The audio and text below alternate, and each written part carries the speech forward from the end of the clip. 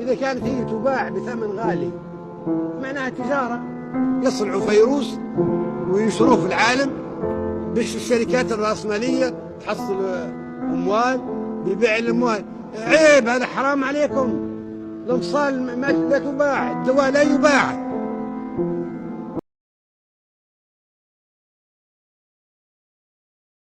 On October 20th, 2011, a 69-year-old man crawled into a drainage pipe beneath a highway in Sirte, Libya. Outside, NATO jets had just bombed his convoy. His bodyguards were dead or scattered. His escape route to the desert was gone. The man hiding in that concrete pipe was Muammar Gaddafi, the self-proclaimed King of Kings of Africa, the brotherly leader and guide of the revolution, the dictator who had ruled Libya for 42 years. Minutes later, rebel fighters found him. They dragged him out by his hair. In cell phone videos that circled the globe within hours, Gaddafi is seen stumbling, bloodied, pleading. "What did I do to you?" he asks. The fighters beat him. They stabbed him. They paraded him through the streets on the hood of a pickup truck. By the time his body arrived in Misrata, he was dead. His corpse was displayed in a commercial meat freezer for 4 days, so Libyans could line up to see the man who had terrorized them for 4 decades. Some took selfies. Some spat. Some simply stared. It was one of the most documented executions of a head of state in history, recorded not by news cameras, but by the phones of the men who killed him. This is the story of Muammar Gaddafi, and how a Bedouin boy who seized power at 27 became one of the longest ruling dictators of the modern era, until the Arab Spring came for him. Muammar Mohammed Abu Minyar al-Gaddafi was born in 1942 in a Bedouin tent near the city of Sirte. His family belonged to the Qatadfa tribe, nomadic herders who lived on the edge of the Libyan desert. They were poor. Gaddafi was their only son. He received his early education in Islamic schools, memorizing the Quran. But it was the radio that shaped him. Through crackling broadcasts from Cairo, the young Gaddafi discovered Gamal Abdel Nasser, the Egyptian president who preached Arab nationalism, anti-imperialism, and revolution. Gaddafi became obsessed with Nasser's vision of a united Arab world free from Western domination. He enrolled in the University of Libya to study history, then transferred to the Royal Military Academy in Benghazi. Even as a cadet, he was organizing. He founded a secret cell called the Free Officers Movement, modeled after Nasser's revolutionary group. On September 1, 1969, while King Idris I was abroad receiving medical treatment, Gaddafi and his fellow officers struck. They seized control of the government in a bloodless coup. Gaddafi was 27 years old. Within days, he appeared on Libyan radio to announce the end of the monarchy. The Revolutionary Command Council, with Gaddafi as its chairman, now ruled Libya. Unlike many military dictators who sought personal wealth above all else, Gaddafi was a true believer in something. The question was always, in what exactly? He closed American and British military bases. He expelled the Italian colonists who had remained in Libya since the colonial era. He nationalized the oil industry, seizing control of the massive petroleum reserves that would fund his regime for decades. With oil money flooding into state coffers, Gaddafi launched ambitious social programs. Literacy rates climbed, healthcare expanded, housing projects rose across the country. By 1979, Libya's per capita income had jumped from $40 to over $8,000, higher than Italy or Britain. But Gaddafi wanted to do more than develop Libya. He wanted to reinvent politics itself. In 1975, he published The Green Book, a slim political manifesto outlining what he called the Third Universal Theory, an alternative to both capitalism and communism. Part socialist treatise, part philosophical rambling. The book advocated for a system of direct democracy through people's congresses, where citizens would govern themselves without representatives. In 1977, he declared Libya a Jamahiriya, a made-up Arabic word meaning state of the masses. He resigned his official titles, calling himself simply the brotherly leader and guide of the revolution. It was theater.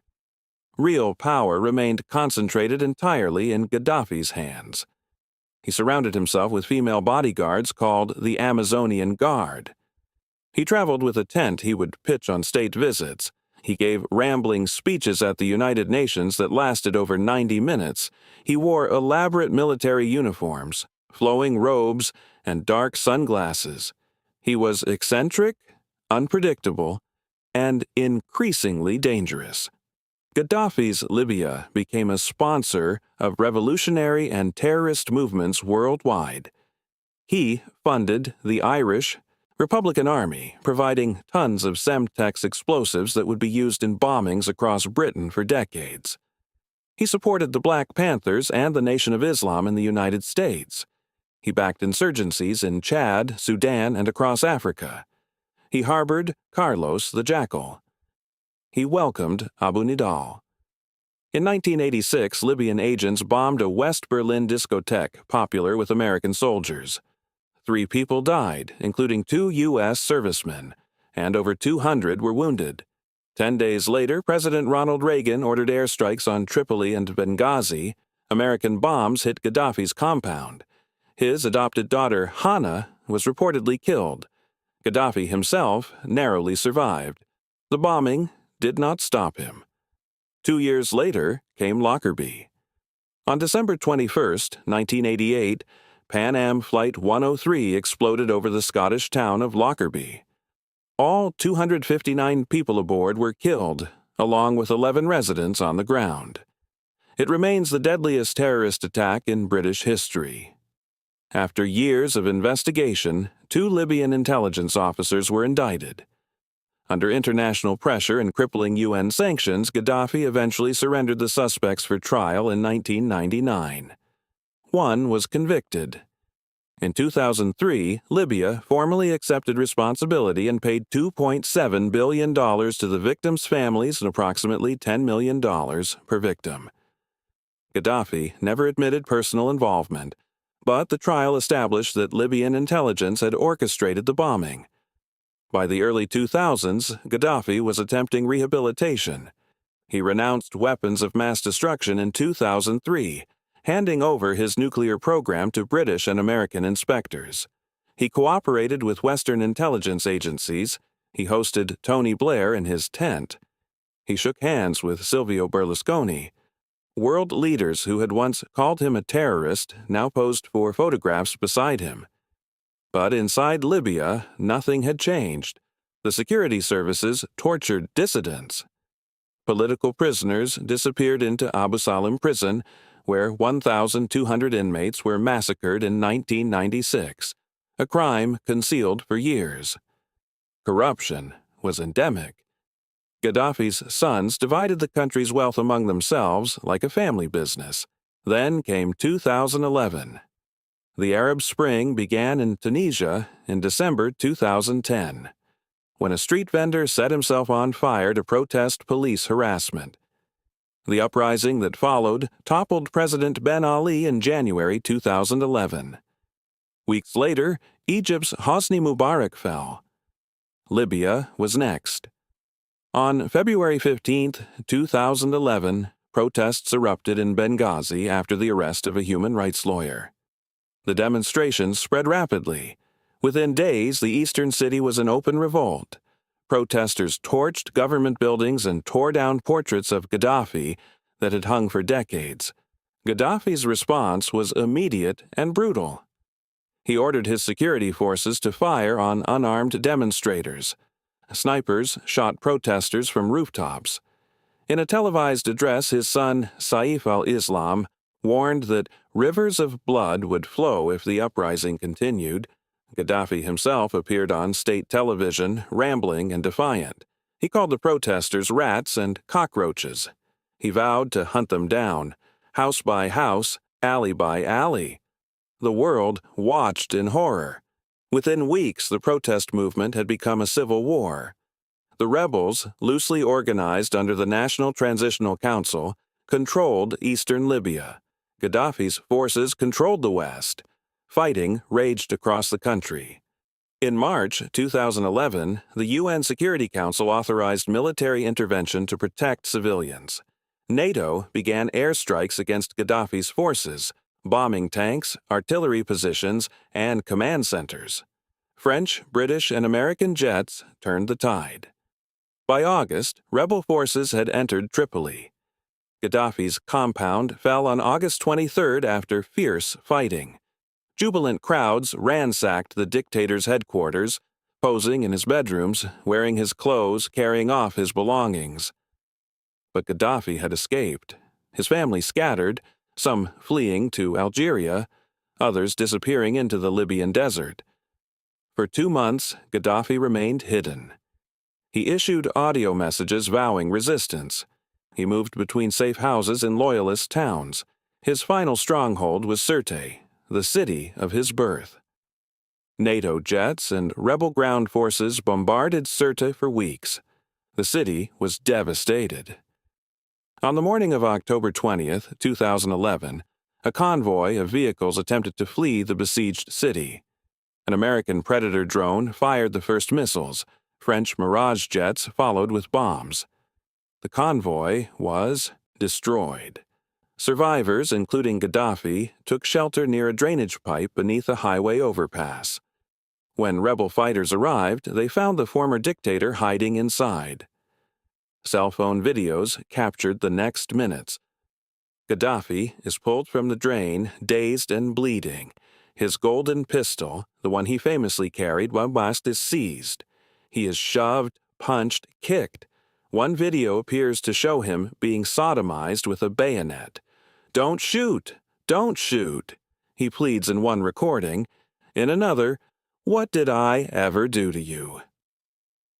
The exact circumstances of his death remain disputed. The National Transitional Council claimed he died from wounds sustained in crossfire. Human Rights Watch and Amnesty International called for an investigation, noting that Gaddafi was clearly alive when captured and clearly executed shortly after. No investigation was ever completed.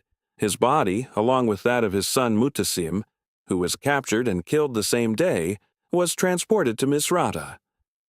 There, in a shopping center freezer, Libyans lined up for days to view the corpse.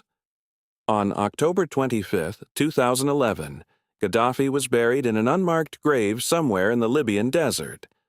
Only a small group attended. The location has never been revealed. The dynasty Gaddafi built crumbled alongside him. Mutassim, his national security advisor, was captured alive in Sirte and executed the same day as his father. Video shows him smoking a cigarette in custody.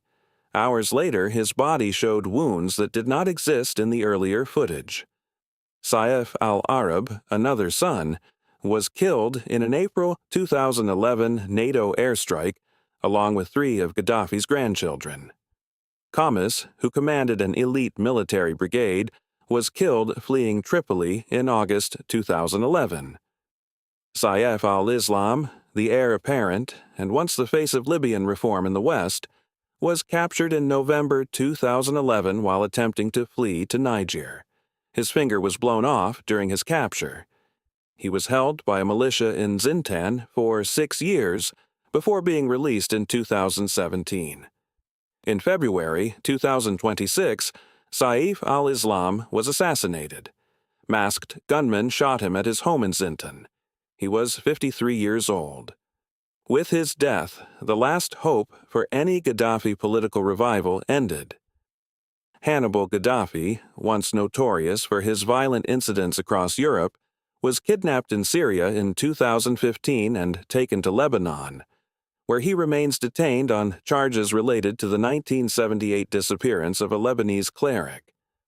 Aisha, Gaddafi's only daughter and a lawyer who once served on Saddam Hussein's defense team, fled to Algeria and later Oman with her mother Safia. She has lived in exile ever since.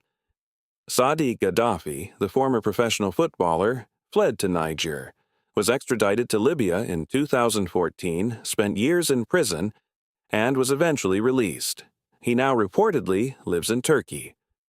Safia Farkash, Gaddafi's widow, divides her time between Oman and Egypt, the keeper of a family scattered across 3 continents.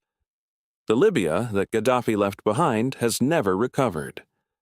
The 2011 revolution did not bring democracy, it brought chaos. Rival governments claimed legitimacy. Militias carved the country into fiefdoms. Oil production collapsed. Migrants from across Africa flooded through Libya toward Europe, many drowning in the Mediterranean or sold in open-air slave markets. The civil war that killed Gaddafi has never truly ended. More than a decade later, Libya remains divided between Eastern and Western governments, with no functioning central state. The Libyan people who lined up to see Gaddafi's body in that meat freezer dreamed of freedom. What they got was anarchy. In the end, Muammar Gaddafi ruled Libya for 42 years, longer than most Libyans had been alive. He seized power as a young revolutionary promising liberation from Western imperialism. He died in a drainage pipe, dragged out by his hair, beaten by a mob, and buried in an unmarked grave. His Green Book gathered dust. His revolutionary theories were forgotten. His children were killed, imprisoned, or scattered into exile. And the country he claimed to liberate has not known peace since the day he died. If you found this story worth your time, consider subscribing. We tell the stories of those who rose to absolute power and what happened when they fell.